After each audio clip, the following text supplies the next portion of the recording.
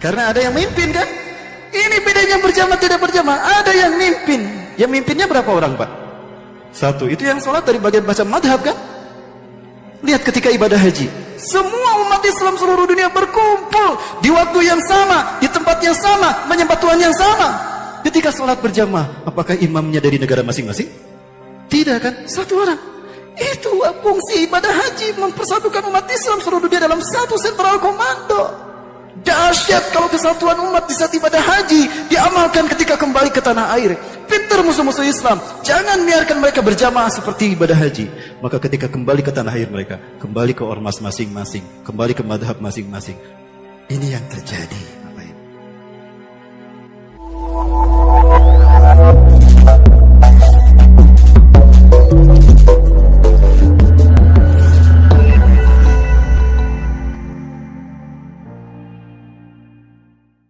Palestina hari ini terbagi dua, Bapak Ibu. Ada West Bank, ada Gaza Strip, ada jalur Gaza, dan ada tepi barat. Nah, di tepi barat ini ada 11 provinsi Palestina yang dikuasai Israel. Adapun Gaza Strip adalah satu-satunya provinsi dari 12 provinsi Palestina yang dimiliki kaum muslimin. Sehingga eksistensi Palestina hari ini tersisa pada pemerintahan kaum muslimin di Gaza yang dipegang oleh Hamas. Tapi saya tidak bisa memasuki Gaza kalau saya ingin pergi ke Masjidil Aqsa. Karena kalau saya ke Gaza, maka saya hanya bisa di Gaza, tidak bisa kemana-mana. Tapi kalau saya ke West Bank, saya bisa kemanapun di 11 provinsi ini tanpa Gaza. Itulah nasib Palestina hari. Dan sesuatu yang tidak saya masuk di akal, Bapak. Dan saya tidak paham dengan ini. Di Palestina hanya ada 5 juta tentara Israel, Bapak Ibu. Dan di sekeliling Palestina ada negara-negara Arab. Dan jumlah mereka ada 300 juta, Bapak Ibu. Yang tidak masuk di akal saya, bagaimana 5 juta bisa mengalahkan 300 juta? Konflik Palestina ini sudah lebih dari setengah abad, 60 tahun lebih, Bapak Ibu. Dari 28 peserta KTT non-blok, tinggal Palestina yang belum merdeka. Hatta liyaum sampai hari ini, mereka masih dijajah. Target Israel adalah reduction of Palestinian people, mengurangi jumlah Muslim Palestina. Ini fitnah duhaima melanda kita, Bapak Ibu. Solusinya tidak ada lain bagi Ibu, Bapak Ibu, bagi kita sekalian adalah kembalilah pada pangkuan Al-Surah, Quran dan Sunnah. Hidup berjamaah. Ada 5 perintah Rasulullah kepada kita. Dan 5 perintah ini adalah Allah perintahkan pada Rasulullah SAW. Amarakum bihamsin Allahu amara bihinna. Bil jamaah, dengan berjamaah. Wabita'ah, dengan taat kepada Allah Azza wa Jalla dan Rasulnya. Maaf, bil jamaah, wabisami, mendengar apa yang Allah perintahkan dalam Quran dan Rasulullah perintahkan dalam hadis yang disampaikan oleh para ulama kita. Kita paham, kita mendengar, kita paham, dengarkan. Yang ketiga, wabita'ah, taati, laksanakan apa yang kita mampu. Dimulai dari berjamaah. Yang ketiga, ketika kita mengamalkan Islam dengan mentaati Allah dan Rasul, pasti ada yang nyinyir sama kita kan? Pasti ada yang tidak ridho. Betul, karena memang mereka tidak akan pernah ridho. Walan tardu ankal yahudu walan nasara hatta tattabi'a millatahum. Mereka akan berhenti kemurkaannya sampai kita mengikuti cara mereka beragama. Sekarang udah banyak orang ada cara mereka beragama dengan dalih motif toleransi kan? Udah jelas yang mati orang Kristen, petinya aja ada skripnya, diangkat menggunakan la ilaha illallah Muhammadur Rasulullah, Allahu Akbar. Ini fitnah akhir zaman, Bapak Ibu. Hilang muruah umat Islam hari ini. Mereka menghinakan diri mereka karena kebodohan mereka sendiri. Ya, maka kita harus hijrah dari jalan Allah, dari tempat kita. Gak boleh diam. Bumi Allah ini luas. Kita harus hijrah. Kenapa Rasulullah hijrah ke Madinah? Mau menyusun kekuatan, mempersatukan mereka umatan sasiyah Islamia.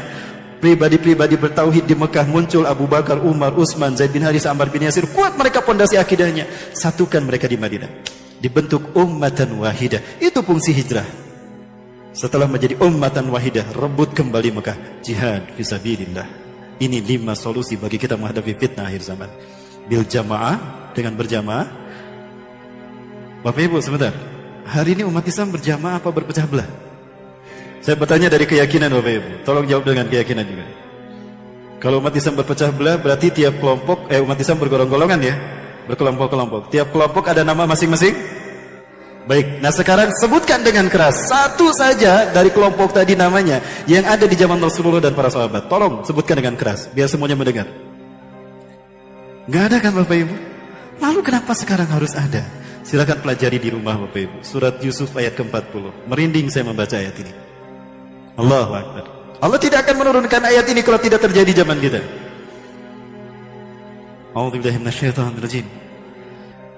Wa ta'buduna min dunihi illa asma'an سميتموها أنتم وآباؤكم وما أنزل الله بها من سلطان إن الحكم إلا لله أمر أن لا تعبدوا إلا إياه.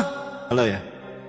Tidak ada yang kalian sembah selain Allah kecuali nama-nama yang kalian buat oleh kalian dan bapak-bapak kalian. Dari nama-nama kelompok tadi ada yang dibuat oleh, ada yang muncul belakangan ini.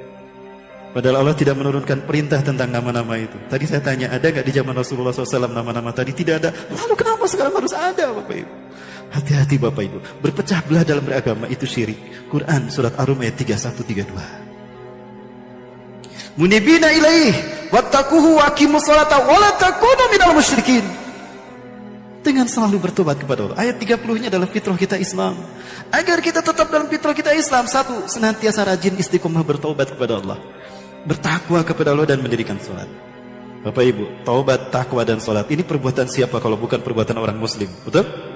Dan orang Islam paham kalau musyrik itu nggak boleh, syirik itu nggak boleh. Tapi kenapa di ayat yang di ujung ayat ini Allah perintahkan, Allah larangkan? Wala takunu minal musyrikin. Janganlah kamu termasuk orang-orang musyrik. Loh, kok dilarang jangan musyrik? Kan sudah taubat, sudah takwa, sudah sholat. Wala takunu minal musyrikin. Jangan kamu termasuk orang musyrik. Apa tidak cukup taubat, takwa dan sholat kita menjauhkan kita dari syirik? Ya. Karena ada kemusyrikan yang bisa dilakukan oleh orang yang taubat, takwa dan salat. Itu ayat 31. Pertanyaannya, kemusyrikan macam apa yang bisa dilakukan oleh orang seperti itu? Lihat ayat yang berikutnya, ayat 32. Minal ladina farraqu dinahum. Subhanallah. Farraqu dinahum. Yaitu orang-orang yang farraqu, rohnya ditasdid. Beda dengan tanpa tasdid. Kalau tidak ditasdid, farraqu. Pecah jadi dua.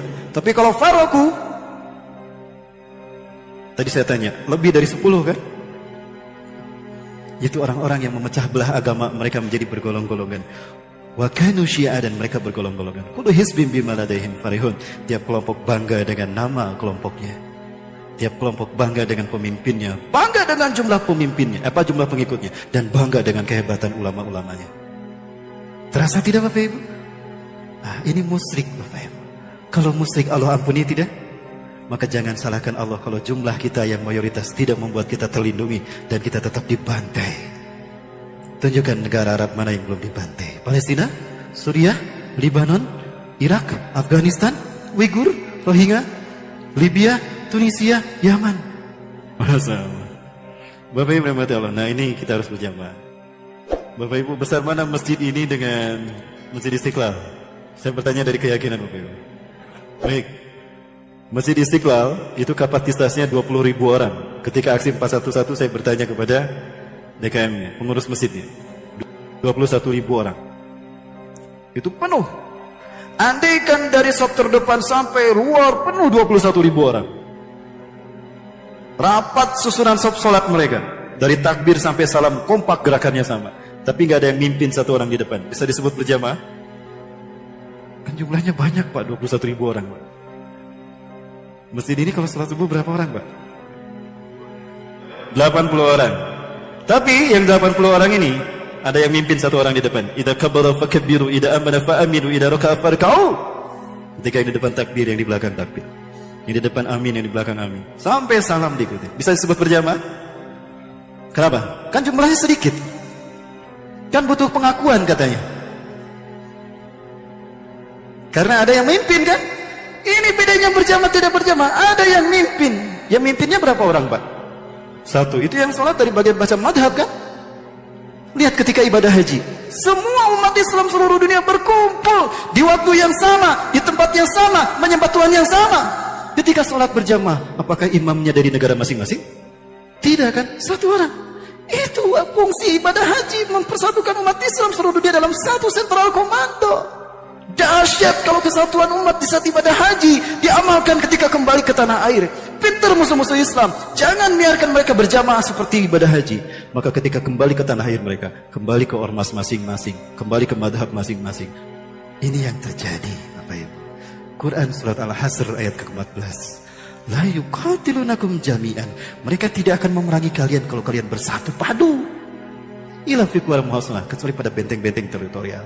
Nasionalisme, madhab, partai, ormas, dan sebagainya. Sekte. Ini Bapak Ibu, fakta yang harus kita tinggalkan. Yuk kita kembali pada berjamaah pangkuran nasional. Berjamaah, mendengar, taat, hijrah, jihad fisabilillah. Barangkali itu dulu yang dapat saya sampaikan, lebih dan kurangnya mohon maaf. Yang benar dari Allah, yang salah dari kudapan saya pribadi dan saya berisik pada astagfirullahaladzim. Dan Allah ya kunal ma'in wa minkum. Assalamualaikum warahmatullahi wabarakatuh.